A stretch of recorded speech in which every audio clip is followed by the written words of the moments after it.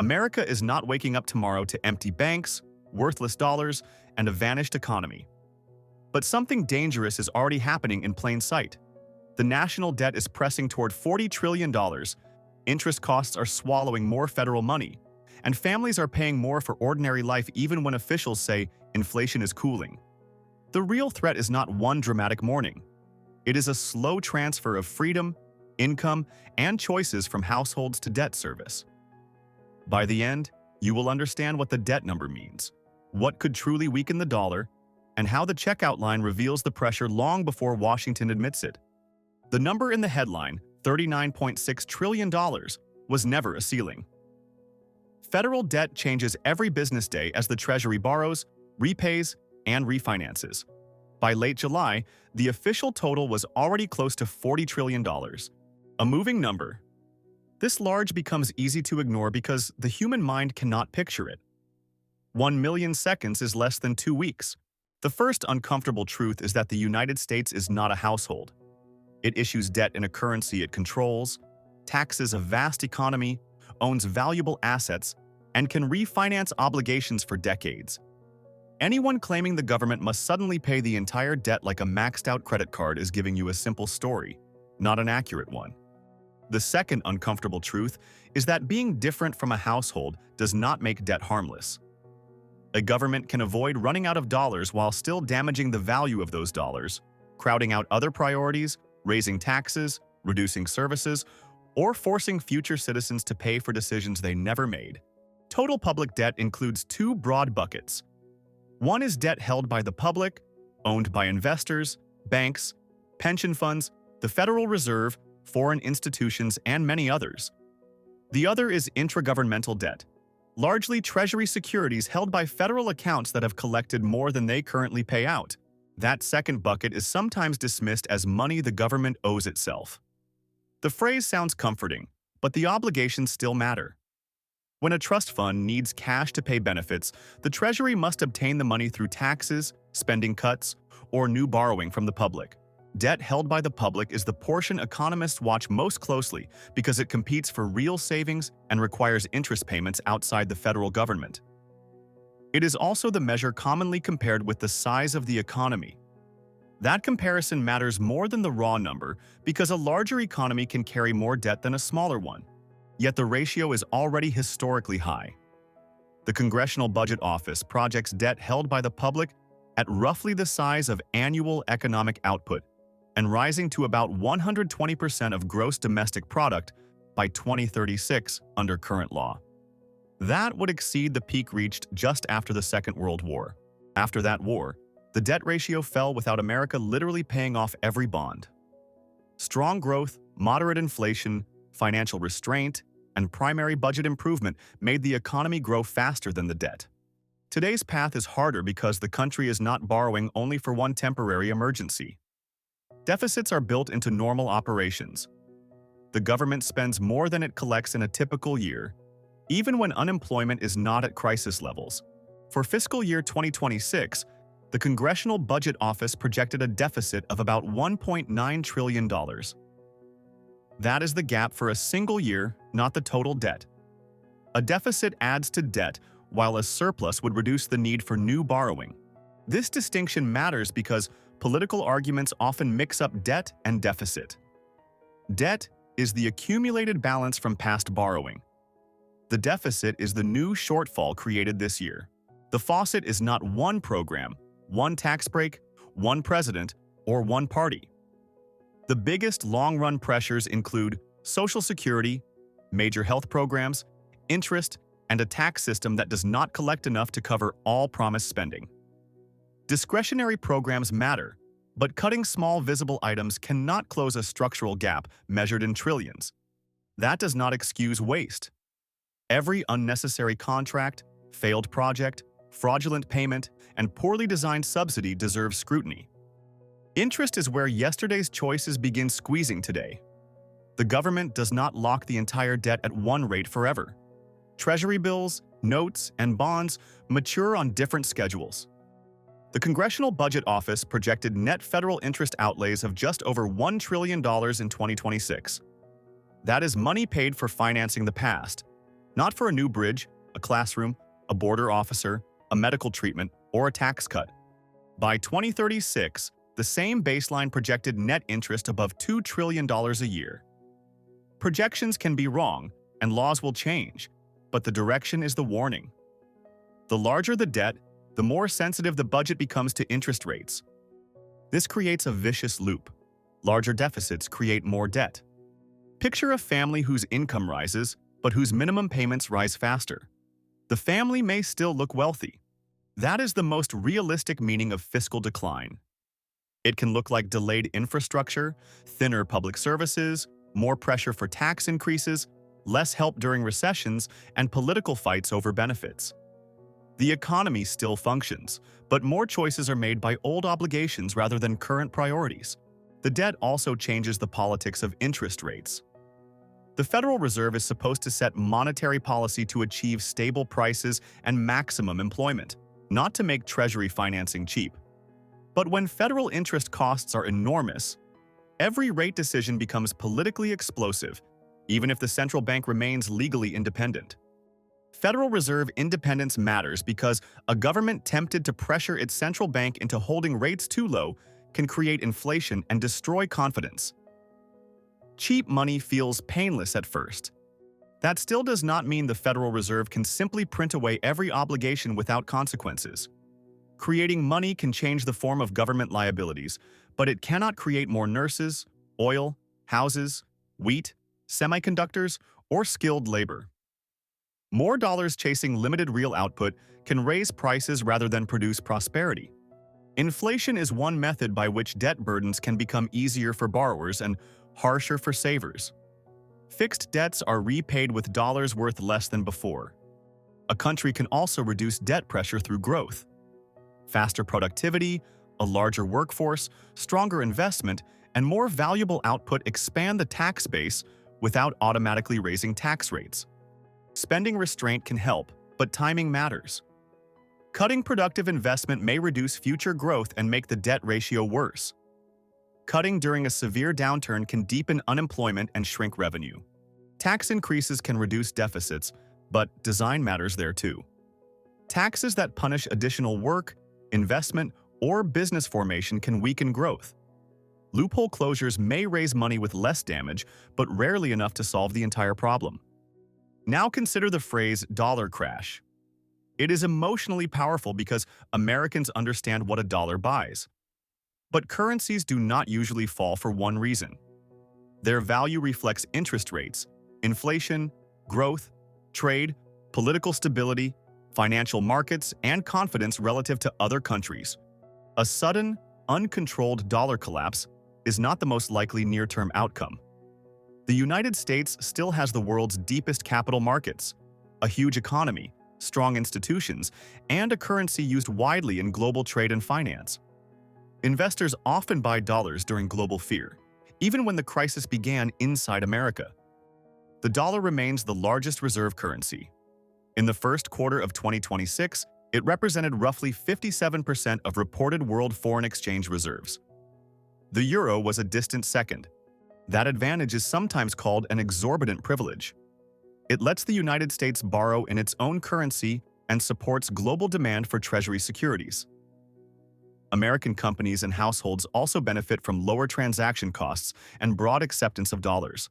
Reserve currencies survive because users believe the system is liquid, lawful, predictable, and open.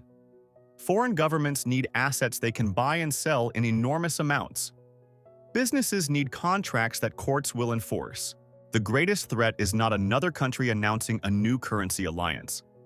It is the United States weakening the reasons people choose dollars: persistent inflation, reckless fiscal policy, arbitrary financial restrictions, repeated debt ceiling brinkmanship, damaged institutions, or a shrinking supply of safe and accessible dollar assets. Foreign countries do not need to abandon the dollar overnight to create pain. They can diversify gradually into gold, euros, other currencies, or domestic trade arrangements. Even a slow decline in marginal demand could require higher yields to attract buyers. But foreign investors are not the only buyers of treasury debt. Domestic banks, money funds, pension systems, insurance companies, households, and the Federal Reserve also hold it. The popular story that one foreign government can dump its bonds and instantly destroy America ignores market depth, exchange rate effects, and the seller's own losses. A mass sale could still create volatility. Bond prices would fall, yields would rise, and financial institutions using treasuries as collateral could face stress. Yet the seller would receive dollars that must be spent, exchanged, or invested somewhere. The real red line is failed political willingness to pay. The United States has the financial capacity to service dollar debt, but legal borrowing limits and political standoffs can create artificial default risk. Missing a payment because lawmakers refuse authorization would damage trust far beyond the amount involved. Credit markets' price habits. One episode may be repaired. There is another path to dollar weakness: inflation that stays above expectations. A currency loses purchasing power at home when prices rise. It may also lose value abroad if investors expect policy to tolerate that erosion. This is where official language and daily life split apart. When inflation falls, prices usually do not fall. They rise more slowly. In June of 2026, grocery prices were still higher than a year earlier, and restaurant prices had risen faster than groceries. Those are averages. An inflation index is not a personal receipt. It represents a weighted average across millions of purchases. A renter in a hot market, a commuter with a long drive, and a homeowner with a fixed mortgage experience different economies. That gap becomes political fuel. One side says the data prove conditions are improving. The checkout line is where fiscal policy, monetary policy, energy, weather, labor, transportation, competition, and corporate strategy meet. A box of cereal does not carry a label explaining which part of its price came from grain, wages, packaging, fuel, rent, financing, marketing, or retailer margin. You see one number. Companies also know that shoppers do not evaluate every number with equal attention. Most people enter a store tired, rushed, hungry, or distracted. They rely on familiar colors, usual package shapes, sale tags, and memory. A posted price is only the beginning. The real comparison is unit price, cost per ounce, pound, count, or other standard measure. A larger package can cost more per unit than a smaller one. Government Accountability Office research describes product downsizing as a quantity reduction without a matching price reduction, raising the unit cost. It also found that subtle size changes may have limited effects on demand because shoppers often miss them, buy infrequently, or strongly prefer a product. Shrinkflation is real, but it is not the sole explanation for overall inflation. Bureau of Labor Statistics research found that package downsizing affected certain items more than others, while having a small effect on broad inflation measures. Manufacturers defend smaller packages as a way to hold the sticker price when costs rise. From their perspective, a $10 ceiling may preserve sales better than a visibly higher price. From the shopper's perspective, the same budget now buys fewer servings. The package itself can hide the change. A taller bottle may be narrower. This is why unit pricing is powerful. It converts different package sizes into a common language. Yet unit labels can be tiny, inconsistent, or displayed in different measures.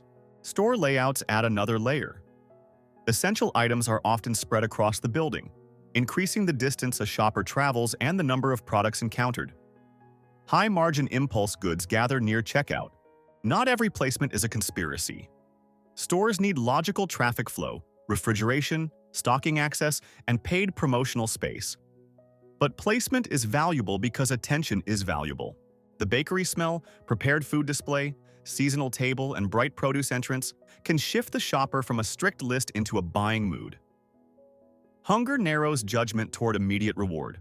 A shopping list is not merely organization. It is a defense against a store designed to present thousands of decisions. The fewer decisions you improvise while hungry, the less likely you are to pay for urgency. Sale tags create urgency, but the word sale does not prove value. The regular price may have increased. Multi-buy offers are especially effective because shoppers anchor on the bundle. 3 for $12 sounds like a special event. The first question is whether one item can be purchased for four. Coupons can save money, but they can also steer shoppers toward products they would not otherwise buy. Saving $2 on a $7 item is not a victory if a $4 alternative meets the same need. The discount feels like income, yet the basket total still rises. Digital coupons increase this tension. They can deliver real discounts, but they also require accounts, phones, data sharing, and attention. A shopper without the app, signal, password, or time may pay more for the same item. Loyalty programs are built around exchange. The shopper receives discounts or rewards. The retailer receives purchase history, frequency, category preferences, and a clearer picture of what keeps that household returning. Federal Trade Commission research has examined pricing tools that can use location, browsing behavior, purchase history, and even online actions to segment consumers or tailor offers. That does not prove every grocery store gives each person a secret price. It proves the technology and commercial incentive deserve public attention. The phrase personalized discount sounds friendly. The same system can also estimate willingness to pay. A customer who always buys a product, rarely compares prices, or responds to convenience may receive different promotions from a bargain hunter. This is why shoppers should distinguish between a public sale, a member price, a targeted coupon, and a personalized recommendation. They are not identical. Private labels complicate the brand story. Store brands often cost less because they carry lower marketing expenses, face no separate national brand premium, and give retailers more control over sourcing and margin. Quality varies, but many private label products are made to compete directly with familiar packaged goods. An older agriculture department study found store brands were, on average, priced meaningfully below national brands in the categories it examined. Today's gap varies by store and product, so the lesson is not always buy generic. The lesson is to compare ingredients, size, quality, and unit price instead of buying a television memory. National brands can justify higher prices through consistency, research, specialized formulas, customer service, or genuine product differences. They can also charge for advertising, shelf presence, and emotional familiarity. A trusted name reduces decision anxiety, and reduced anxiety has market value. The most expensive choice is not always the premium brand. Sometimes the trap is the small convenience package: sliced fruit, single servings, individually wrapped snacks, prepared vegetables, or ready-to-heat meals. You are buying labor, packaging, reduced waste risk, and time. Convenience is not laziness. A parent working 2 jobs may rationally pay more for prepared food because time is scarce. Still, convenience can become an automatic tax. Delivery fees, service fees, small order charges, marked up menu prices, tips, subscriptions, and impulse additions can stack together. The final total may be far above the shelf price, even when each separate charge looks modest. Delivery apps make spending feel less physical. The cart total updates silently. Saved payment removes the pause of opening a wallet. Premium products work through identity as much as function. Words such as artisan, natural, craft, reserve, protein, clean, and gourmet can signal quality, but they do not guarantee value. Packaging can make an ordinary ingredient feel scarce. Retailers also use good, better, best ladders. The cheapest option establishes an anchor. The highest priced option makes the middle choice feel reasonable. That strategy is not automatically dishonest. Businesses are allowed to present options and earn profit. The problem begins when comparison becomes deliberately confusing. Fees appear late, quantities are obscured, or claims imply benefits that evidence does not support. Corporate profit debates often collapse into slogans. Some people blame every price increase on greed. A company does not need to conspire with rivals to test higher prices. It can watch competitors, analyze demand, and raise prices where customers remain. If sales volume holds and profit rises, the incentive is obvious. This is why consumer behavior matters at the margin. One shopper cannot redesign an industry, but millions of substitutions change sales data. Store brands gain shelf space when customers choose them. Competition is the missing word in many inflation arguments. In a market with several strong sellers, a price increase risks losing customers.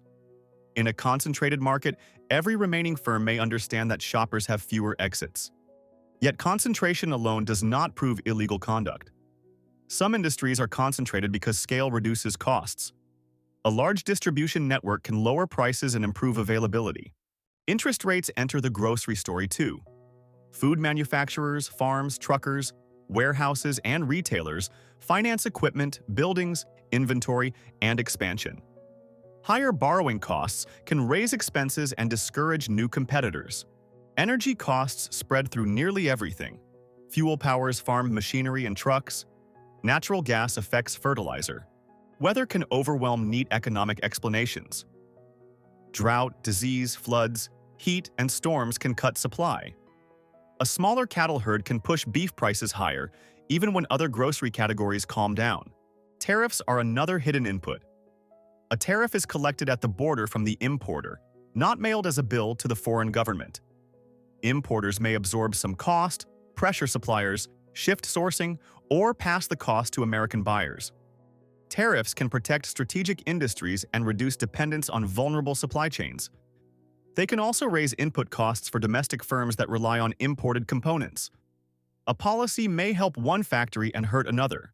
Wages matter as both income and cost. Workers need pay that keeps up with living expenses.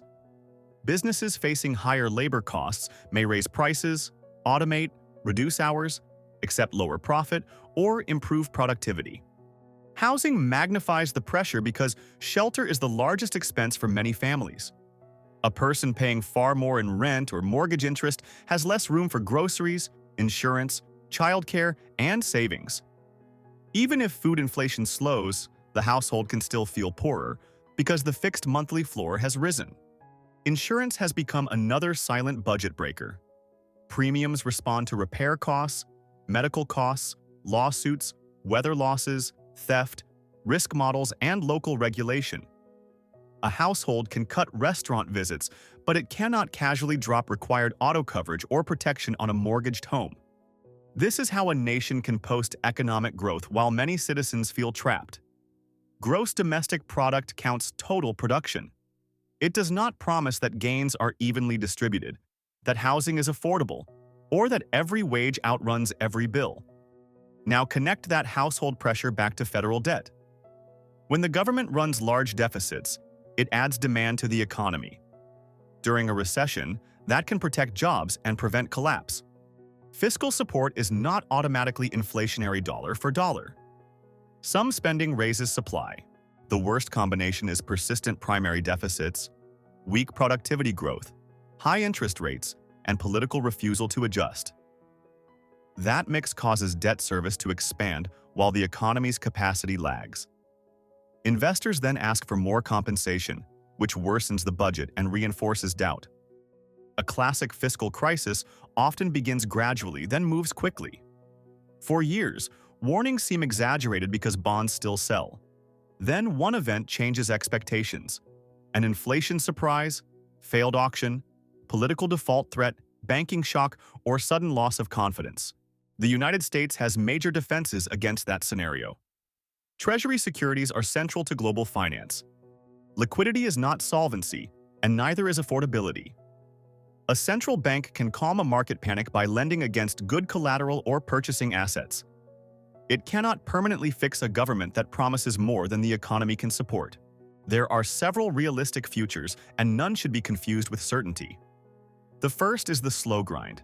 Debt rises, interest consumes more revenue, taxes edge higher, benefits grow more slowly, public investment gets squeezed, and the dollar loses purchasing power gradually rather than crashing. The second is an inflationary adjustment. Political leaders avoid explicit cuts and tolerate inflation above target. Nominal incomes and tax receipts rise, but savers and fixed-income households lose purchasing power. The third is a bond market shock. Investors suddenly demand a larger premium, perhaps after political dysfunction or persistent inflation. Yields jump, asset prices fall, mortgage costs rise, and the Treasury faces more expensive refinancing. The fourth is a recession combined with fiscal stress. Tax revenue falls, safety net spending rises, and the deficit widens just when debt is already high. Policymakers still respond because allowing mass unemployment would be worse, but every rescue becomes more controversial and more expensive. The fifth is managed reform. Lawmakers phase in tax and benefit changes, protect vulnerable households, restrain low-value spending, improve enforcement, and invest in productivity. Debt may not fall immediately, but the ratio can stabilize. Markets usually prefer credible gradual change to theatrical austerity. A plan announced early can give households and businesses time to adjust. Sudden cuts during crisis create chaos. That incentive explains decades of delay. Politicians receive credit for benefits now and blame for taxes now. The interest bill arrives later. Voters are not innocent either. Many demand balanced budgets in the abstract while opposing nearly every large spending cut and tax increase in practice. The richest households and largest corporations will be central to any revenue debate because that is where significant taxable income and wealth exist. But taxing only a tiny group may not close a gap driven by broad national commitments. A durable solution may require changes felt beyond the very top, which is why slogans dominate. Benefit reform is equally sensitive. Social Security and Medicare are not gifts from nowhere. People built retirement plans around them and paid taxes into the system. Abrupt cuts would break legitimate expectations. Healthcare costs deserve special attention because the country can cut federal spending on paper while merely shifting bills to families, employers, or states. That is not necessarily true savings. Real reform lowers the cost of delivering effective care, reduces waste, improves incentives, and confronts prices across the system. Defense spending also requires honesty.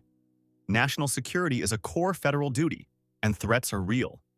But urgency can shelter inefficient procurement and projects with weak strategic value.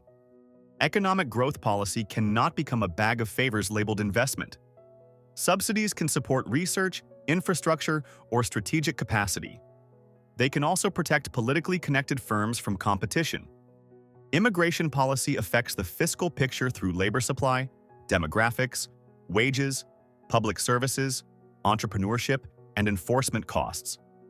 Simple claims in either direction hide major differences among age, skill, legal status, family structure, and time horizon. Serious budgeting uses evidence rather than identity politics. Population aging is unavoidable arithmetic.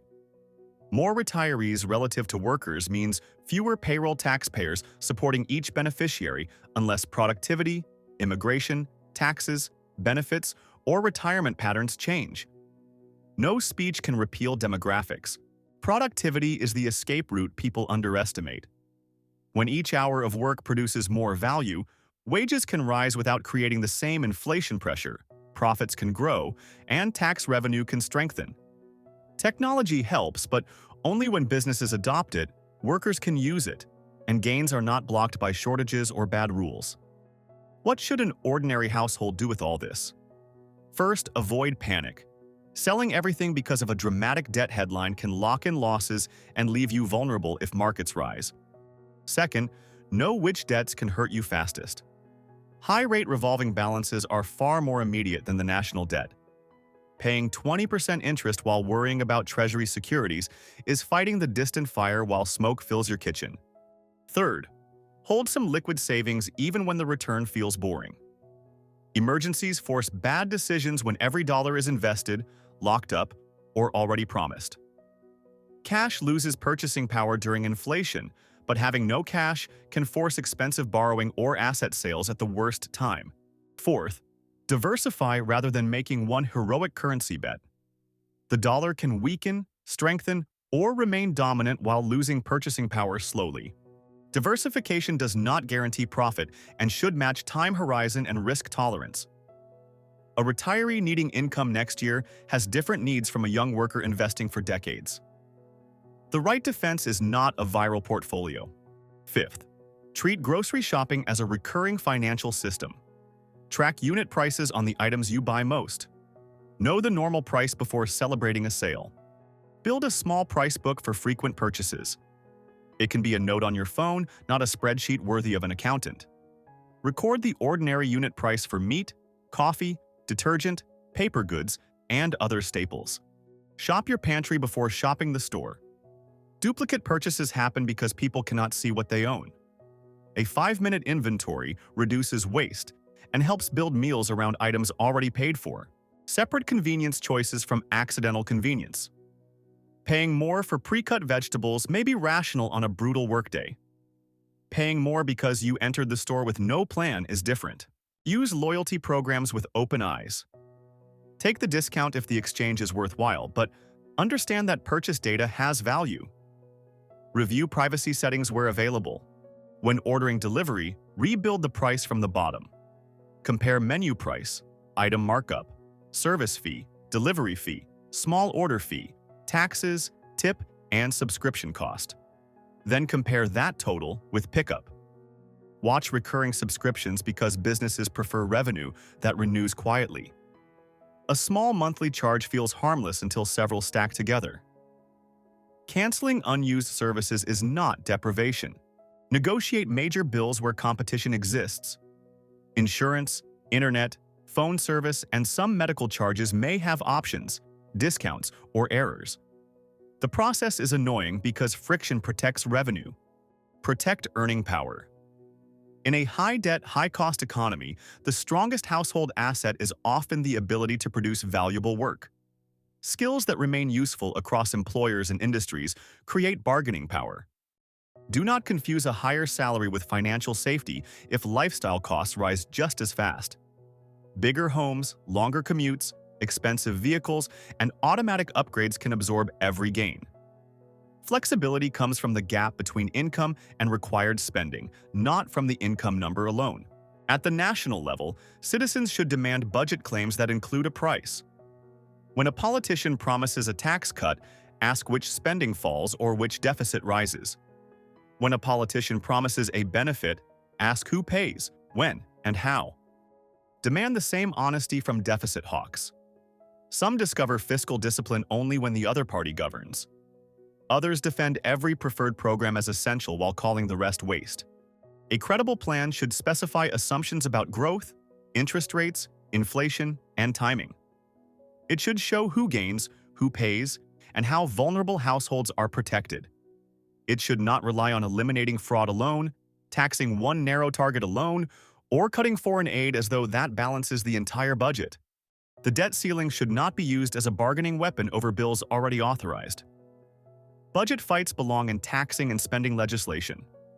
Threatening payment after commitments are made risks the credit of the nation without solving the policy dispute that created the borrowing. Better budgeting would focus on long horizons, automatic triggers, and transparent scorekeeping. Reforms can phase in when the economy is strong.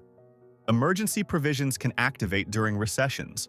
Government accounting should also communicate uncertainty. A 10-year projection is not prophecy. Interest rates, wars, pandemics, technology, immigration, and legislation can change the path. The public should reject two comforting lies. The first says, debt never matters because the government prints dollars. The second says collapse is guaranteed on a specific date. A true dollar crash would mean a rapid loss of exchange value and domestic confidence. Imports would become much more expensive. Inflation could surge. A slower dollar decline is easier to imagine. Other countries diversify. American inflation runs somewhat higher. There is also a scenario in which the dollar stays strong while Americans still struggle. If other major economies look weaker, global money may flow into dollars even as domestic prices remain high. Exchange rate strength does not guarantee household affordability. This is why the title should provoke attention, not replace analysis. The debt is real. The trajectory is dangerous. America's advantage is not that consequences never arrive. It is that the country still has choices before they arrive at full force. It can broaden the tax base, reform benefits gradually, control low-value spending, invest in productivity, protect central bank credibility, and stop manufacturing default scares. The political system may fail to act until markets force it. That is the ruthless possibility.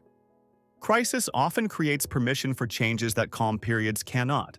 Households should not wait for Washington to become responsible before becoming resilient. Reduce fragile debt. Keep liquidity. Businesses should recognize that trust is an asset too. Hidden fees, confusing packages, conditional prices, and aggressive data use may lift revenue today while breeding hostility tomorrow. Customers understand the need for profit. Policymakers should understand the same principle. People can accept sacrifice when the burden is visible, shared, and connected to a credible result. They revolt against lectures telling them the economy is fine while every essential bill says otherwise. The checkout line is not proof that every official statistic is false. It is proof that averages do not pay individual bills. The debt clock is not proof that America dies tomorrow. The biggest takeaway is that national debt becomes dangerous through channels, not magic. It raises interest costs, narrows policy choices, increases sensitivity to rates, and can weaken confidence. The danger accelerates when deficits persist during normal times and politics makes payment itself uncertain. The next takeaway is that a dollar crash is possible but not preordained. The dollar still has powerful structural advantages and no equal replacement. Its greatest vulnerability is self-inflicted. Inflation, fiscal drift, institutional damage, and repeated attacks on the reliability that reserve status requires. The third takeaway is that falling inflation does not restore old prices. Families can be told that the rate improved while still paying far more than several years ago.